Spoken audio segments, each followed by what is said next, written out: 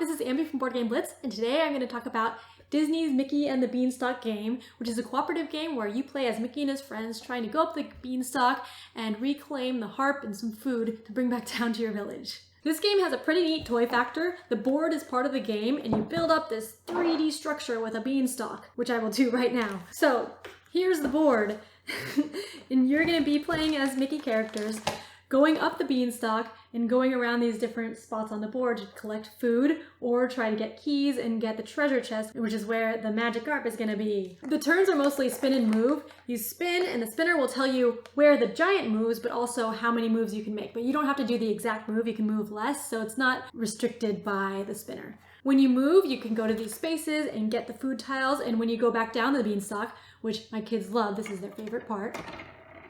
Whoops. It used to work better. My kids love this sliding down the beanstalk. Whee! So there's a big toy factor there, and my kids would play with this before we even played the game. But then you can match the food that you've gathered onto the spaces on the board on the bottom. My kids loved going down the beanstalk, but they also love matching the food. And then there's some strategy in choosing which foods you're going for up at the top, because there are certain foods that you need to get. When the giant moves, he moves to a colored space, and if he lands on a space where you are, then he'll take a food and put it into his treasure chest. And if this fills up, then you lose the game. This is probably the first game my kids played where there's a high chance of us losing. We actually lost the first few times we played, and my kids finally understood what losing meant, I think.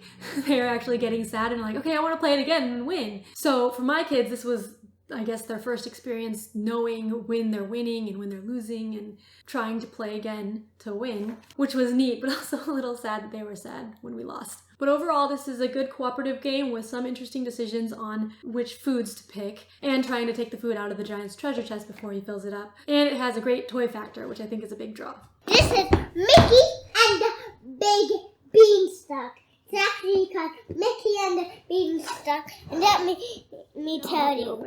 Let me show you.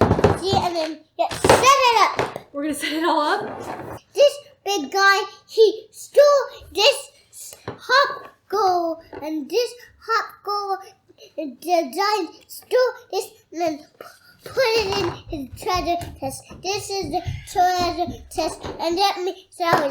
This is a big beanstalk, and you get to slide it down, and you get to be someone. See, we put this on and like this, and then slide it down. See?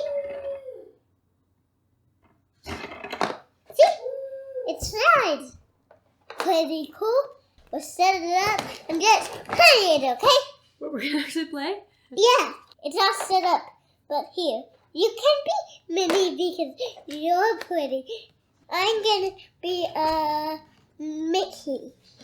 Now, we're gonna play it. Sometimes the giant steals the food, one of the foods, and that's okay.